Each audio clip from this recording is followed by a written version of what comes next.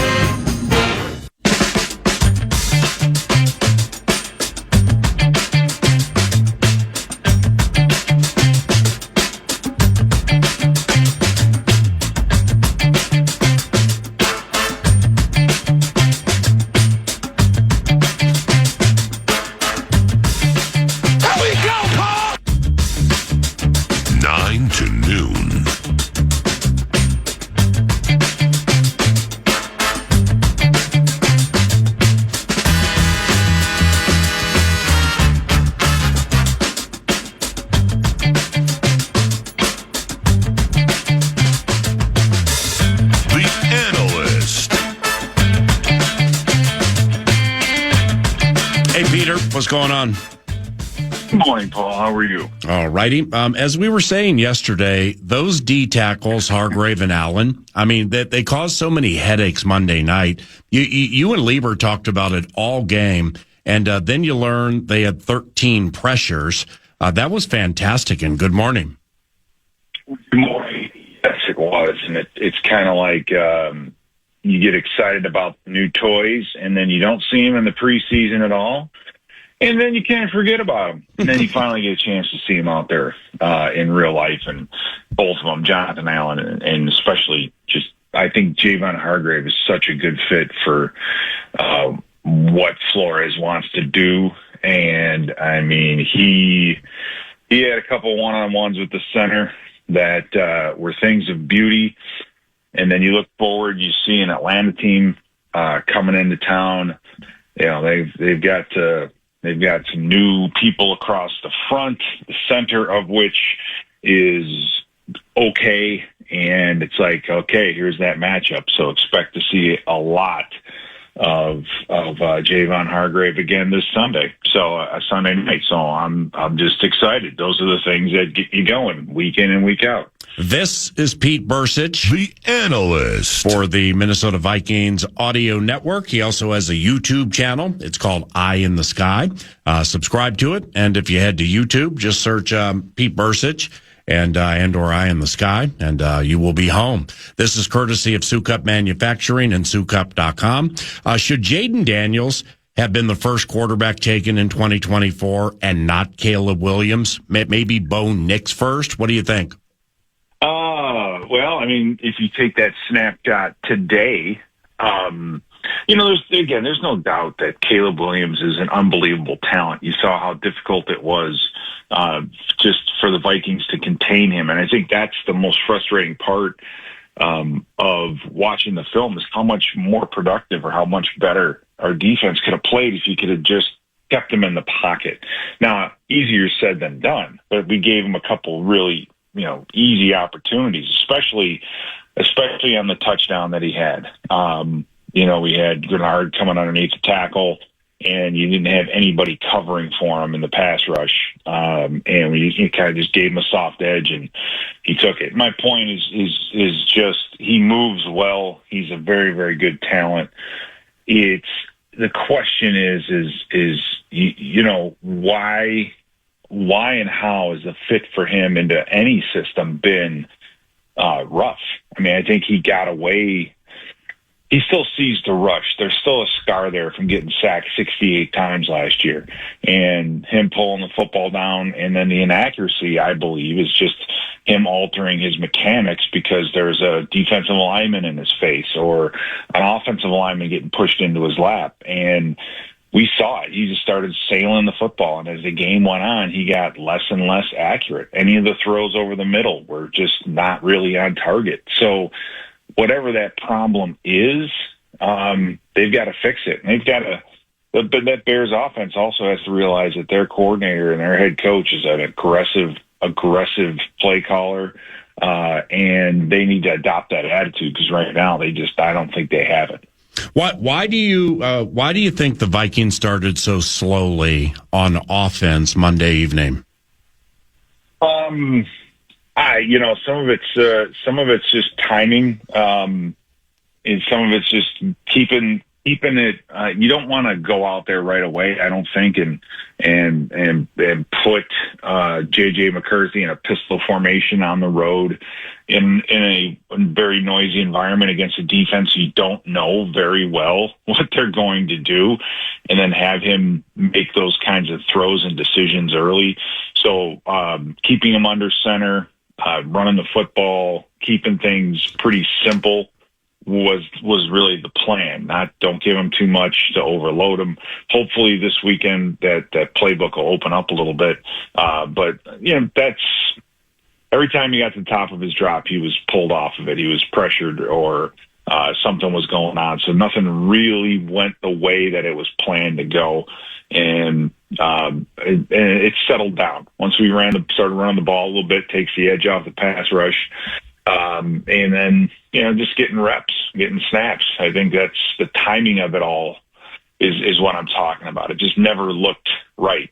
Top of the drop, receiver should be in the break, not happening, right? And that's the thing about offenses these days that maybe doesn't get emphasized enough.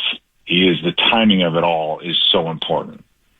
Hardcore football. Have we seen enough with returner Miles Price to say he has a pretty good chance to be maybe the best punt returner here since main man Marcus? Yeah, I think that that expectation is starting to build. You get excited about what that young man's going to do. We also are seeing, Paul, what the rule changes have really done and how it's affected, and I think it's a better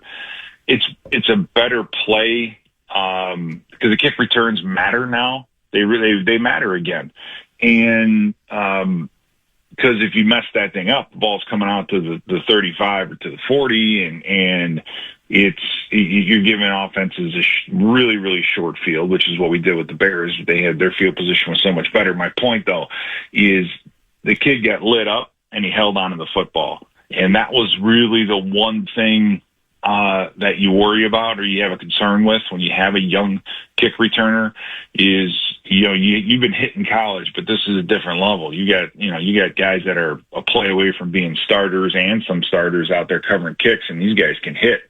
But just ball security and decision making are really the two things that you worry about most. And everything that we saw from Miles Price was great. It was in line. And that's why I go back to that play against the Patriots when he ran down that big kickoff return from the opposite side of the field and outran 10 of his other teammates to the football. That proves to you that this kid wants it, that this kid's going to work hard. He's going to get better. And so you have faith in that. And to see it out there on a Monday night, big stage, I mean, that was it was fantastic. I'm absolutely thrilled about Miles Price, and he has a potential. We talked about Rondale Moore. They brought Rondale Moore in for an impact. They might have found a little gold in that river and just pulled out to Miles Price, who could really be a huge impact on this team this year. Well, with those kick returns, Pete, there were 118 returns week one. And compared to last year, after that rule change where if it's the touchback, the ball goes to the 35, there were more than double the returns this year compared to last year. And week one touchbacks last year were 64%. This year they were 18%. So it seems like the league perhaps has gotten that one right. Yeah. When's the last time you and I have seen a play where a team wanted a touchback and wasn't able to do it? Right. What I mean? That's just another aspect and strategy part of the game that makes it a little more intriguing. I might have the NFL in a box. And here's why. Because with that Cairo Santos kick right before the 2-minute warning, and Ty Chandler came out and the clock went past the 2-minute warning. So in essence, the Bears, who only had one timeout left, lost what would have been, it's called a free timeout. But so say his option was to kick it out of bounds and just say, we're going to kick it out of bounds and give it to you at the 40. And there will be 2 minutes, 5 seconds to go in the game. Well, the Vikings could have declined the penalty.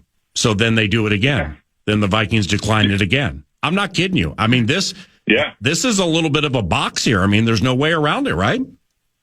Yeah, and unless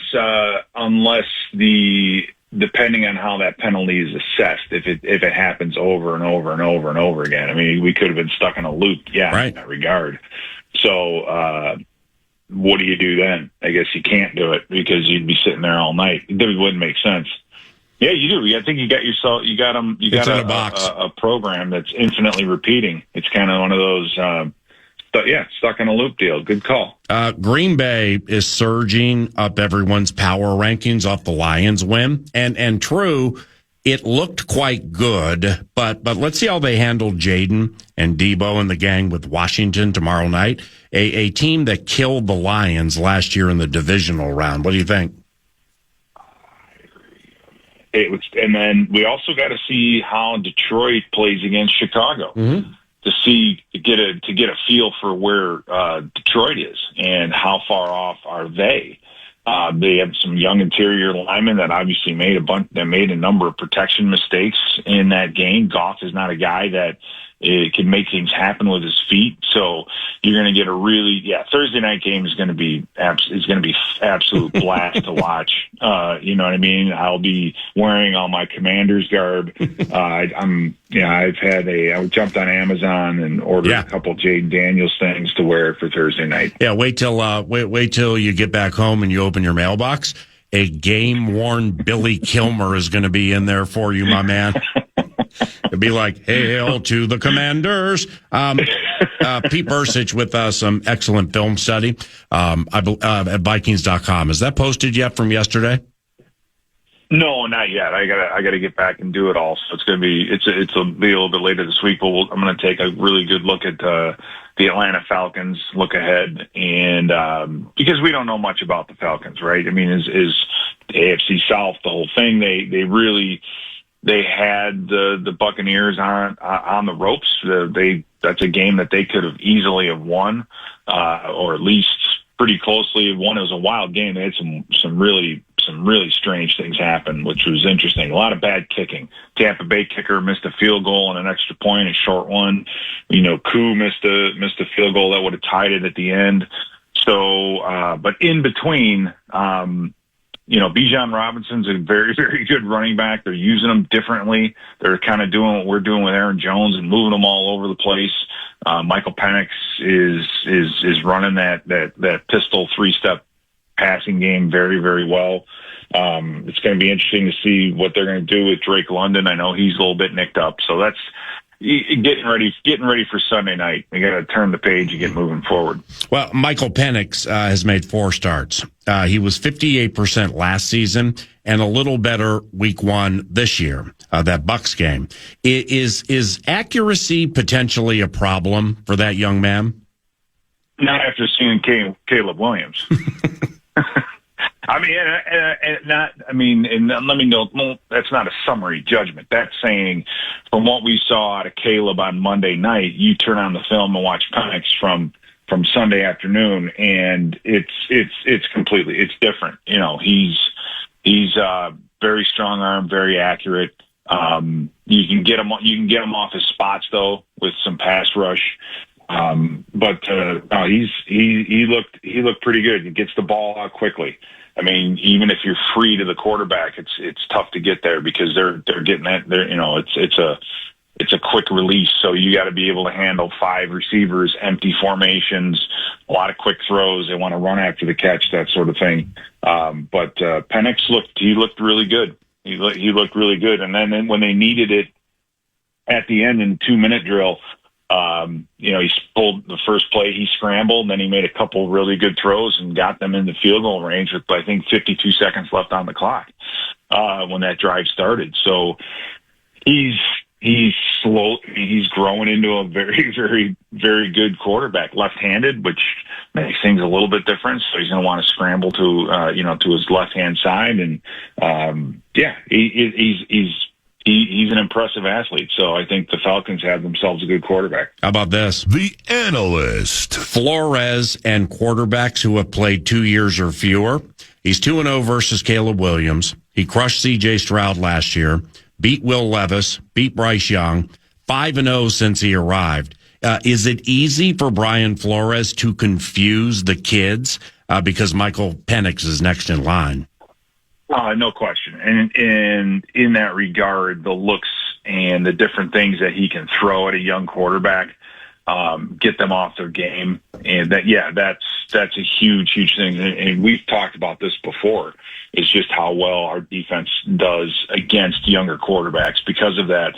Plus, Paul, this is the opening home game. It's the first home game. So it's a Sunday night. So U.S. Bank Stadium is going to be very, very loud. So Penix is going to have to deal with the crowd noise as well. So he won't be able to make the adjustments. You combine all those things together, and then you look at just the quarterbacks we're going to face at home this year are going to be good. We face, the best quarterbacks we see all season are going to be in U.S. Bank Stadium, and not counting the division. Let's just leave that out. We'll play them all at home anyway. But yeah, he does do a great job against younger quarterbacks, and it's because of the complexities, because of the different looks, because of the disguises and all those things. That I like our odds with Flores against any young quarterback. All right, Bob, back to Bijan Robinson for a second. Super gifted. Very, very smooth. He caught a bunch of passes for big yards last game. Nice running back.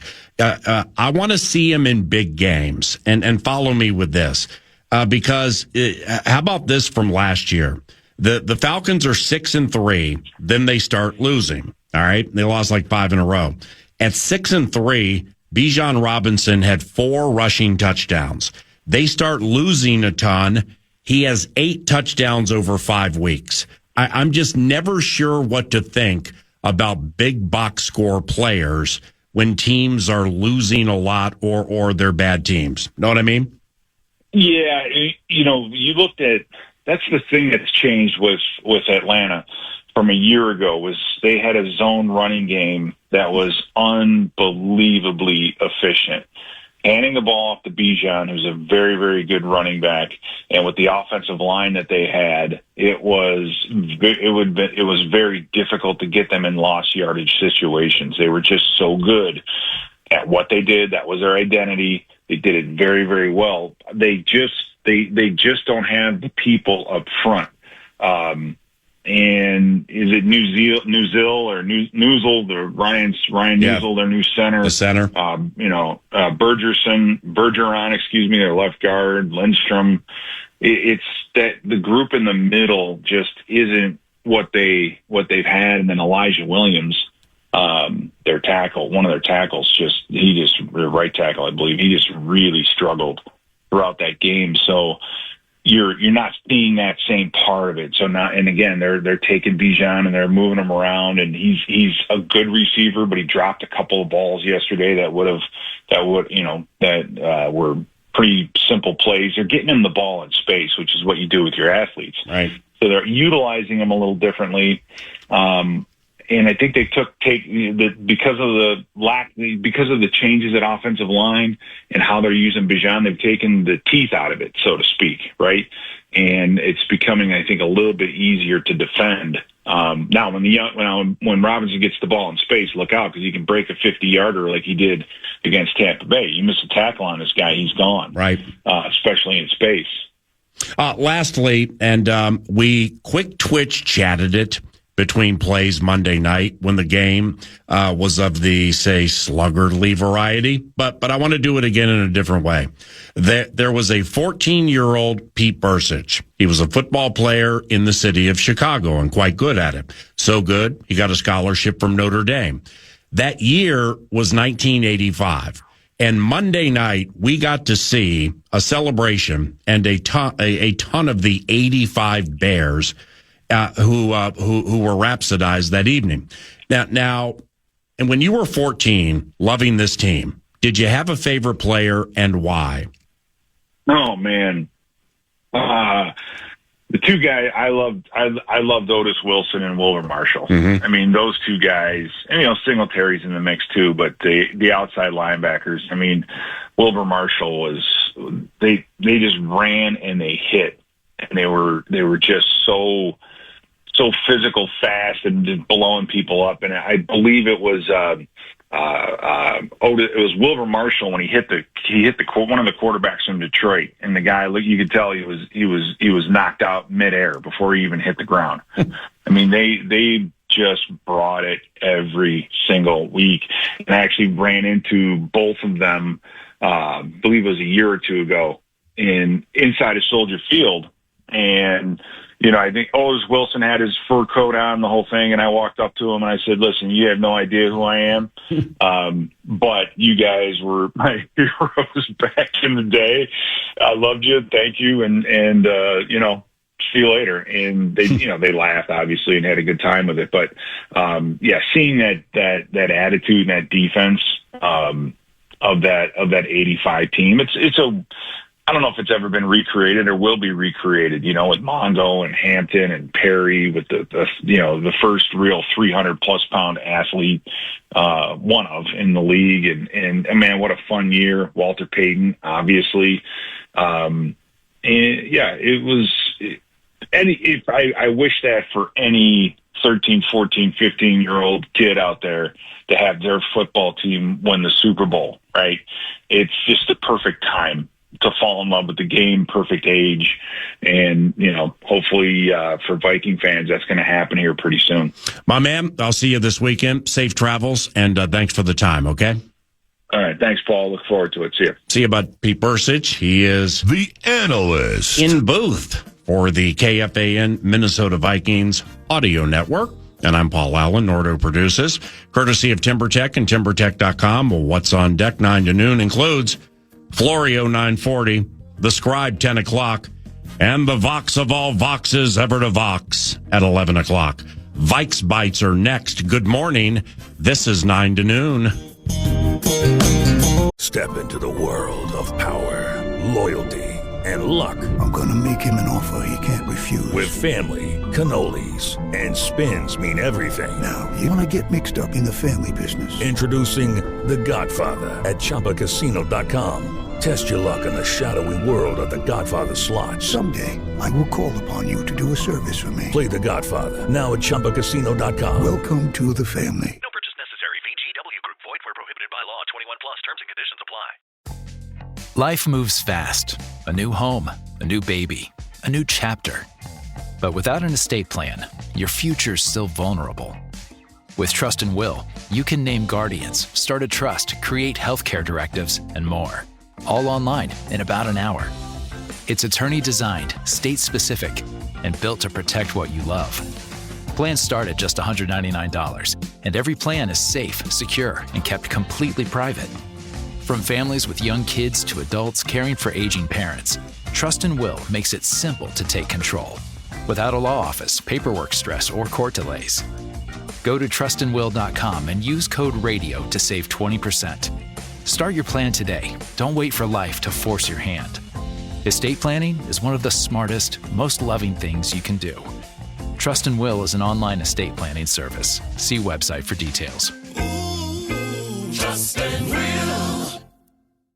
This is Julian Edelman from Games with Names. Anyone else feeling hungry? Because Applebee's just cooked up the ultimate option play with their new Ultimate Trio deal. You can choose from 3 of their delicious appetizers and pair them up with 3 sauces for just $14.99. Craft your perfect trio from over 80,000 different combinations in this flavor-packed plate built for one, or to share if you're generous. You could stick with the classic pairings like boneless wings and buffalo sauce, mozzarella sticks and marinara, or brew pub pretzels with white cheddar beer cheese, or you could spice things up and try some unexpected combinations like dipping chicken wonton tacos in their honey Dijon mustard. The choice is yours.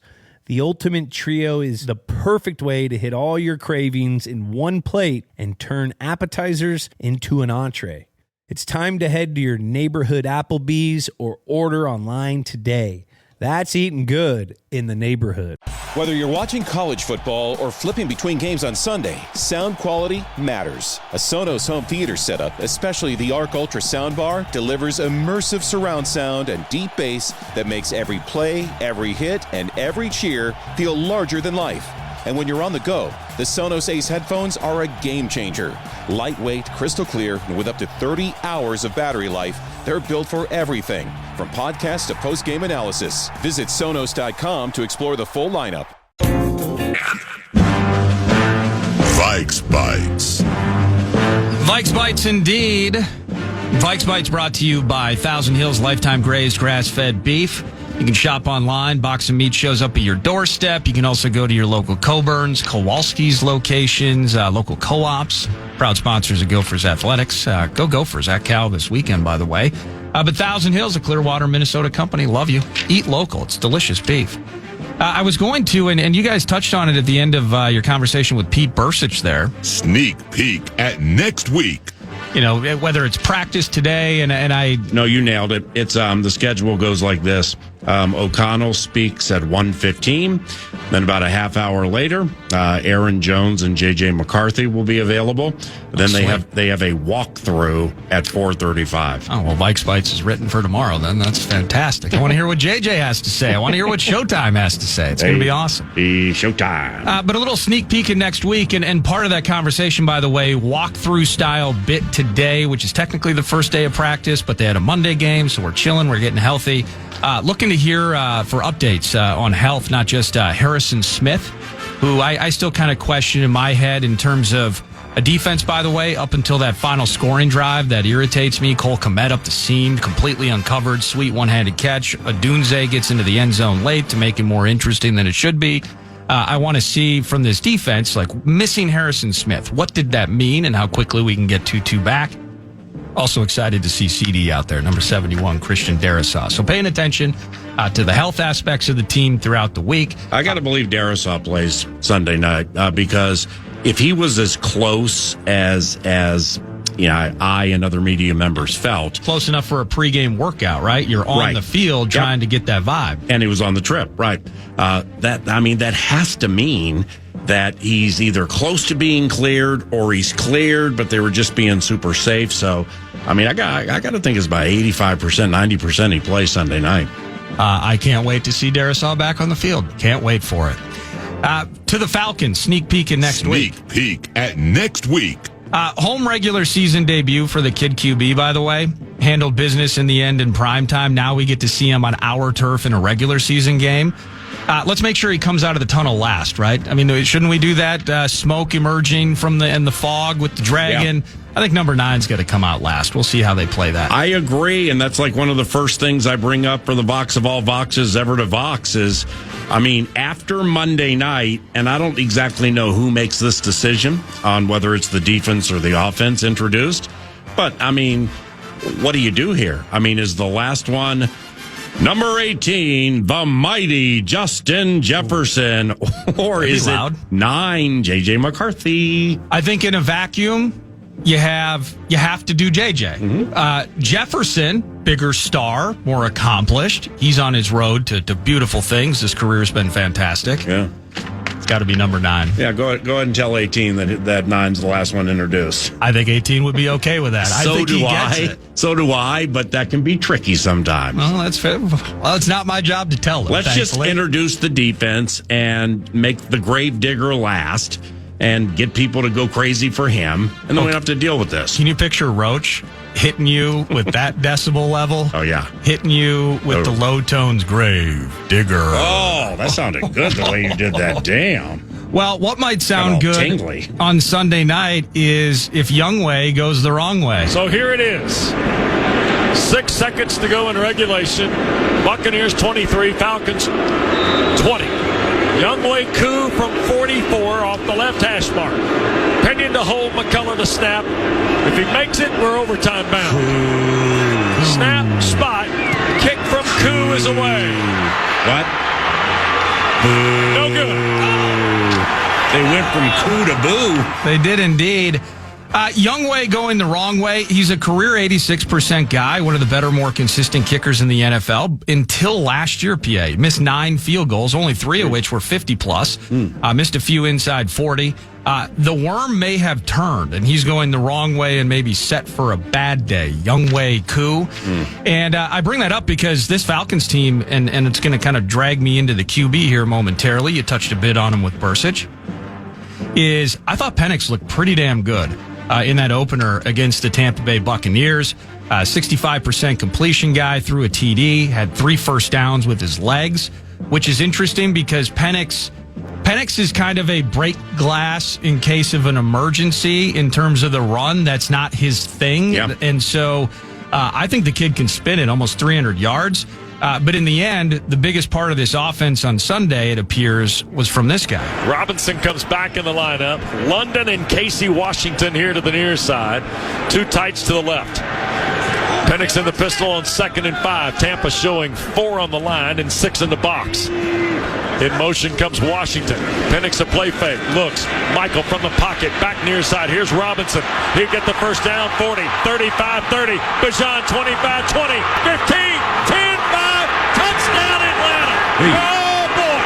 Third snap is a 50-yard pass, and Bijan Robinson houses it. I mean, the QB, he had a rushing TD, I believe, on Sunday as well. He put him in a spot to win that game, or at least tie it and go to OT. So there's bitterness there. There's frustration. But kind of the way it's looking right now, specifically with injuries, Darnell Mooney did not play on Sunday with a shoulder. He might come back this weekend. But Drake London has a sprained AC joint in his shoulder. Wow. And he's day-to-day. That's the report I think I saw on Monday from Rappaport. So that's going to bear watching throughout the week. Again, kind of focusing on health. But this thing with Bijan, when it's good, it's unbelievable. Only ran 2 a carry against the beef up front for Tampa, but he caught 6 for 100 yards, including the TD you just heard there from 92.9 the game. We did pretty. I don't know where your head's at on it. I mean, I'm asking you to go back in time and immediately recollect the entire Falcons game. I thought Flores did pretty well last year against Bijan in totality. 22 carries, 92 yards, and a score. Just 2 receptions for 9 yards against us. But the reason I think, 92 yards, it's 4 a carry. I mean, it's somewhat pedestrian in that regard. But we were tied at 21 into the fourth. And so you're thinking about, the difference he might be able to make in the fourth, and maybe sometimes defense becomes offense. We score 3 straight times. That score line gets a little gaudy and out of hand, and maybe that mitigates part of what Bijan was able to do.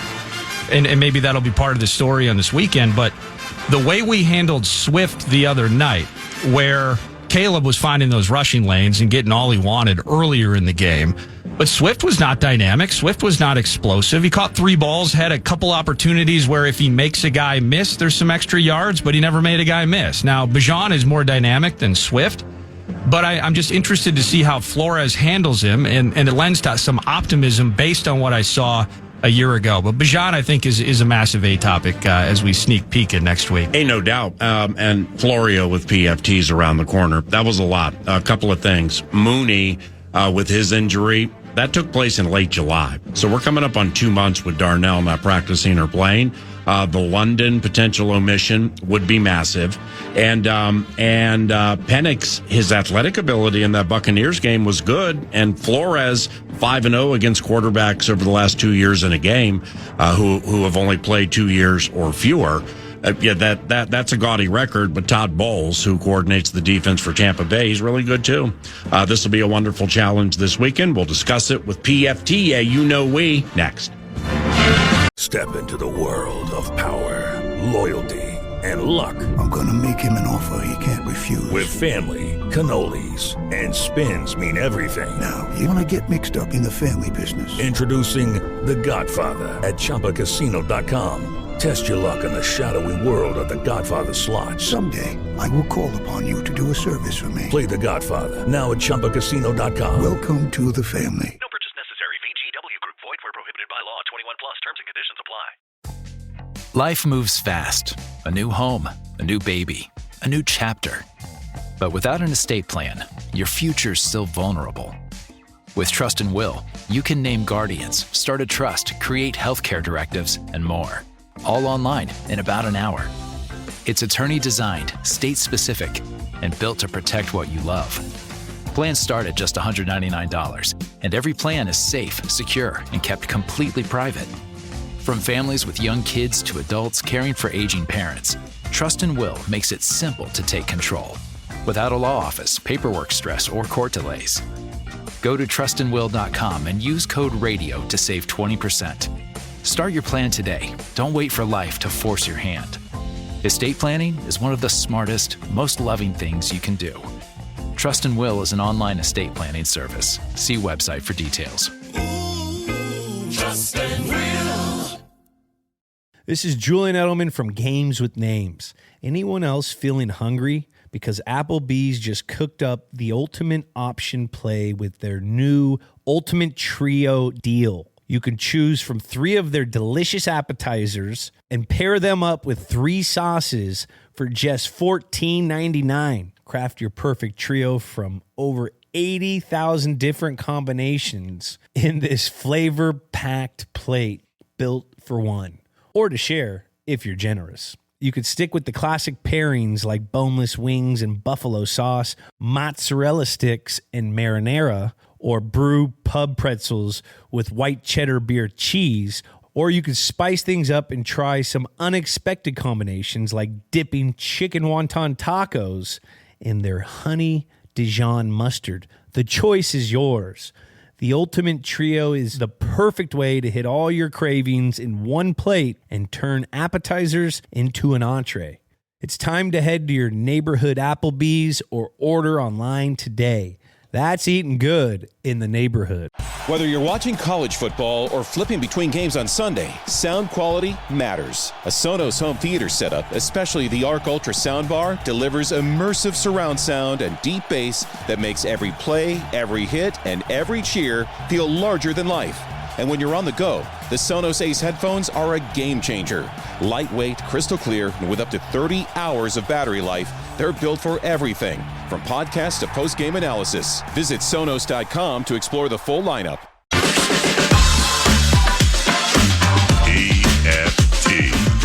HOF.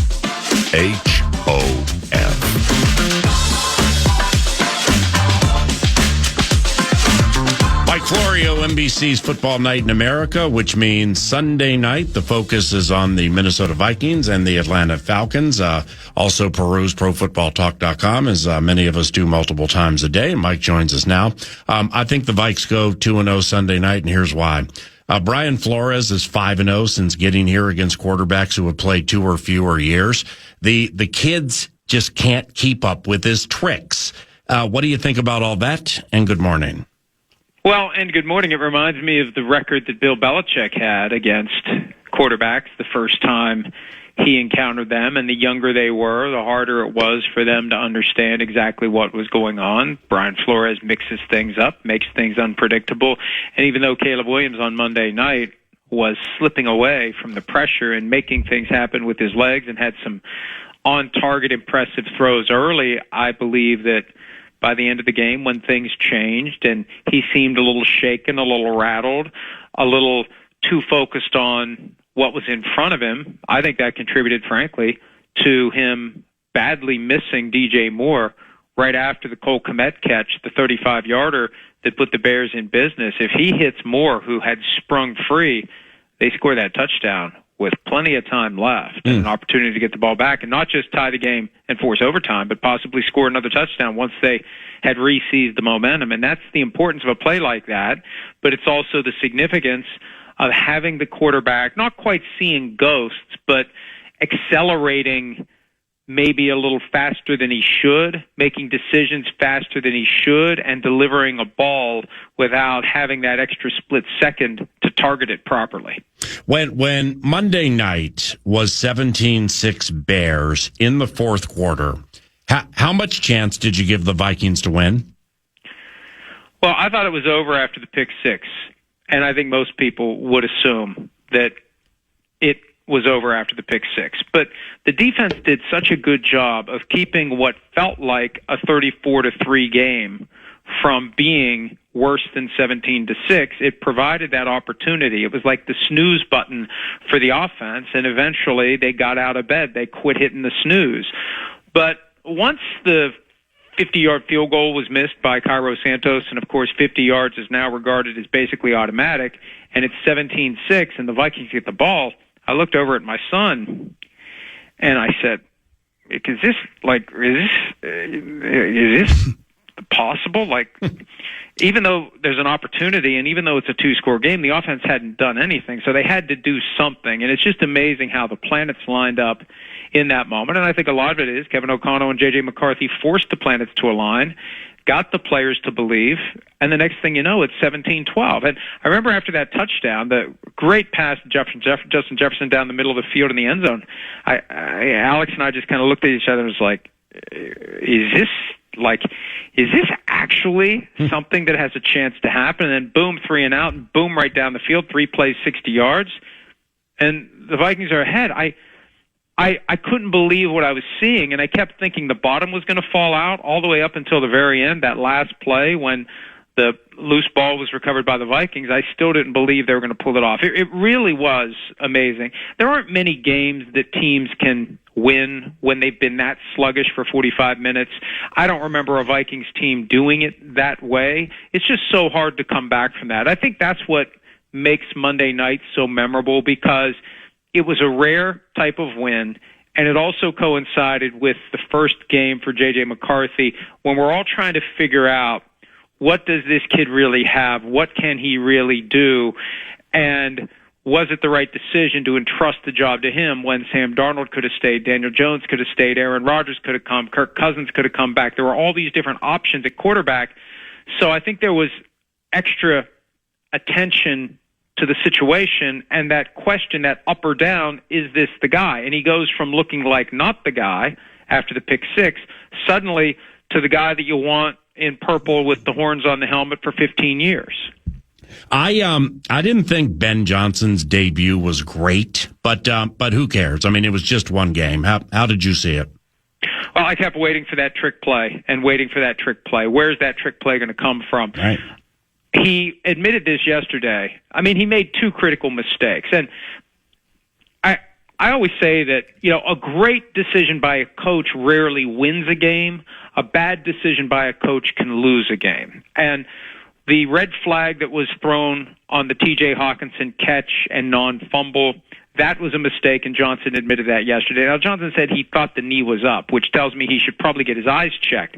I think that someone mistakenly believed that the rules allow for a guy whose knee is down to have the ball punched out if the only contact by the defender is with the ball. That's not the rule. Once anything is touched, including the ball, if the knee's down, the play's over. The punch doesn't work. And the rules analyst on ESPN failed to explain that. So people were confused about it, and we eventually wrote about it last night because I kept getting questions, because it felt like it was a mistake, because why would you challenge that play for anything other than the ball was punched out before the player was touched, because clearly the knee was down. But Johnson admitted to making a mistake, and obviously that resonated into the final 2 minutes, because they had one fewer timeout because of the failed challenge than they would have had, and they would have had more time to try to tie the game. So that was a mistake, and obviously the kickoff was a mistake. As Peyton Manning was saying in real time on the Manning cast, you kick that ball out of bounds. You give the 40.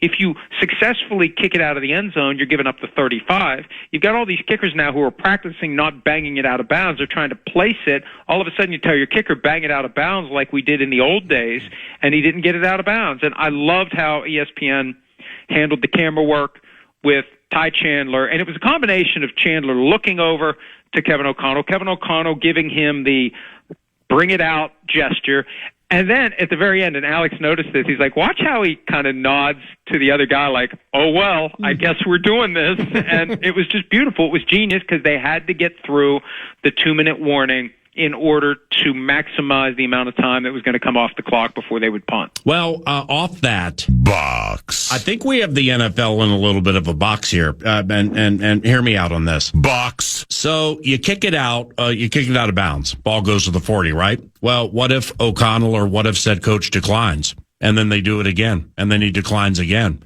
I mean, like the NFL has no answer for that. Know what I mean? I need to check the rules. And somebody has asked me that. It would be ridiculous to think that... No, you can decline it. Well, then that would have been a ridiculous moment, because you keep kicking it out of bounds and the Vikings keep declining.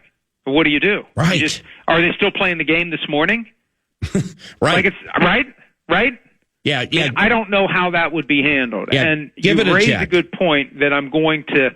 and I apologize for not trusting your interpretation 100%, but I am going to check the rule book, and I am going to ask the league, because that's a pretty significant glitch that they need to address, because in theory, Ben Johnson could have continued to kick the ball out of bounds, right, and the Vikings could have continued to decline the penalty until somebody blinked. Right. And I'm 95% sure on that, but I did not look it up. This is my... There was a time in the NFL where anytime anything was reported as being 95% certain, it ended up being 100% certain to be wrong. So 95 is a dangerous number in NFL circles. We'll see. I'll be looking for the story later at Pro Football. I'm going to get straight to the rule book as soon as we're done. ProFootballTalk.com. It's Mike Florio, weekly 9 to noon. In the ever-growing prisoner of the moment world, Green Bay has become what we call the cat's meow off that Lions win. What did you think? Don't be salty just because the Packers won. One of the two teams had to win. Isn't it better for the Vikings to have the Lions knock down a peg? Sure. And you never know in week one how good to feel about a win or how bad to feel about a loss. You possibly lost to the next Super Bowl champion, or you possibly beat the team that's going to have the first overall pick in the draft. Right. It all works out as the season unfolds. But for the Lions to go 15-2 and have half of their total losses in one game. Right. I mean, think about it. The Lions went 15-2 and they've now lost 2 in a row. Wow. Now, that was my concern Monday night. I said to Alex when it was going poorly, it's like, good Lord, from 14-2 to what's going to be 3 straight primetime losses, what the hell is going on with the Vikings? And I think the Lions, doing a lot of soul searching, they try to will their way through the fact that they had 8 new assistant coaches. I mean, that's a big deal. Ben Johnson's gone. Aaron Glenn's gone. They took guys with them. There's going to be an adjustment there. And then you step into the Lions' den, no pun intended, because it was the Packers' den, but Micah Parsons is there. He changes everything when he's on the field. He accelerates the offense. He sets the stage for throws like the one that we saw Caleb Williams sail over the head of DJ Moore. So it could be that the Packers are poised to be really, really good this year, and they made the all-in move for Micah Parsons at a time when only the Eagles were interested. And the fact that the Eagles were interested tells you that other teams should have been. I'm stunned that none of the AFC teams, the contenders that supposedly want to get past the Chiefs, made a move for Micah Parsons. You put Micah Parsons on the Ravens on Sunday night, and he's probably chasing Josh Allen around and getting to him when Josh Allen is otherwise snatching victory from the jaws of defeat. So that was a huge miss by the teams in the AFC, and the Packers benefit from it. So we'll see where it goes. But look, both of those teams are going to be good. The Lions are going to figure it out.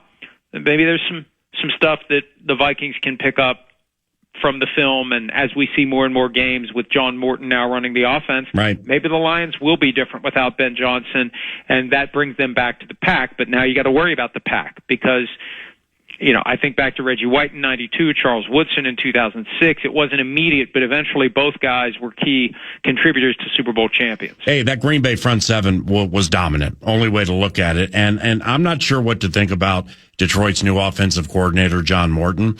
I mean, the inside of that offensive line just seems to be problematic for the Lions, who didn't score a touchdown until the fourth quarter, you know?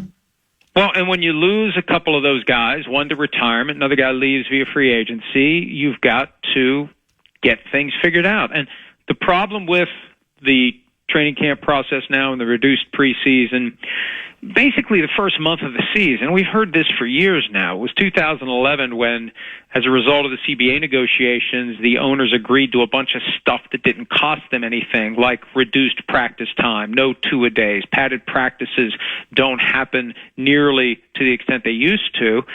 You need games. The Patriots were notoriously, even in their best years, slow starting because it takes time to get the guys to where Belichick needed them to be. So I think that's part of it. Wins in September are money in the bank. And by January, your team is going to be very different than it is. And I always say, don't worry about any loss in week one unless you lose at home to a division rival. And the Bears should be worried because they have to go to Minnesota at some point, and you get swept by another team in the division, it's hard to win the division. I know the Bucs got swept by the Falcons last year, but the Falcons were otherwise not good enough. You don't want to get swept. You don't want to start the season with a loss at home to a rival because you got to go to their building at some point, and it just makes it harder to climb to the top of the division. Not that the Bears were a serious contender to get there, but they could get better before our eyes. That's the thing. All of these teams are going to look nothing in Week 18 like they looked in Week 1. How about old Pete Carroll hitting the road and getting the money? I mean, this will be where culture change is not a trite, overused term. How do you see it? Oh, absolutely. Look, the only issue with Pete Carroll in Seattle was it got to a point where the message starts to get dull because there are too many players who have heard it over and over again, and they start to tune him out. That's why after the 2017 season, they basically washed out any of the guys who were left from that team that went to 2 straight Super Bowls. And I'd submit to you that in the aftermath of the fateful decision to pass, not run, when they were on the brink of victory in 49, that was the moment where you're not going to hit the reset button until you clear out anyone on that team that has any lingering beef with the play calling there, because you just can't get past that. And I think there were guys like Richard Sherman who could not get past that. So they needed that reset. And then it was just a matter of time before the Seahawks make a change. Pete Carroll was getting into his 70s. Not that that should be an issue because, boom, here he is in Las Vegas. The challenge, though, is, and this gets back to what I said earlier, you don't know how bad the team is you beat in Week 1. Right. The Raiders, who are better than last year, obviously, they still got to go Chiefs twice, Chargers twice, Broncos twice. Yep. It's going to be hard to win that division. And that Monday night game that starts very, very late on the East Coast, 10 o'clock, Chargers at Raiders, that's suddenly an early season huge game because now we find out how the Raiders look against a team that we know is much better right now than the Patriots. DK Metcalf gets his former team in Pittsburgh's home opener Sunday, and A-Rod is hot. Is Softy's team in some peril right now? Hey, and I'm trying not to be bitter about the Week 18 performance from Sam Darnold when the chariot turned into a pumpkin. But you could make the argument, calendar year 2025, when they dropped the ball at Times Square, that's when the Sam Darnold chariot turned orange. Because what's he done since then? And I know that the Rams' playoff loss was more of a total team failure, but he didn't look good in the home opener, first game in Seattle. He didn't look good. He had 150 passing yards and 124 of them went to Jackson Smith and Jigba. Why'd you go get Cooper Kupp? Like, they have a lot of work to do to get him to where he needs to be. And the problem this year for Darnold, last year was perfect for him. J.J. McCarthy gets the knee injury, and he shelved for the entire year. You're never looking over your shoulder wondering when number 9 is going to put on his helmet. All he had to worry about was Nick Mullins, which meant he didn't have to worry. There was a stretch there. You were at the game in Jacksonville. If there was a viable alternative to Sam Darnold, Darnold might have gotten the hook. So now there's a viable alternative. They got 2 of them. They love Jalen Milroe, and they're talking about a Jalen Milroe package of plays, which means they got to be thinking about whether or not Jalen Milroe can run the whole offense, and I think he will be the quarterback by next year. But Darnold's got a lot more pressure on him. Last year it was looser and it was freer. This year he's going to hold the ball a little more tightly. He's going to be more inclined after every mistake to kind of glance over to see what's going on over there. Is somebody getting loose? Is Milroe throwing the ball? Is Locke throwing the ball? And it just is a different experience altogether for Sam Darnold. So they got a problem, and now they got to go into Pittsburgh for their home opener after the Steelers' offense, the passing game, wakes up. The problem is the Steelers have turned themselves on the head. The defense was not good. They gave up 32 points, and the running game wasn't there. They need both of those things. You can't rely on Aaron Rodgers to throw 4 touchdowns and no picks, and your kicker to make a 60-yard field goal to keep winning these games.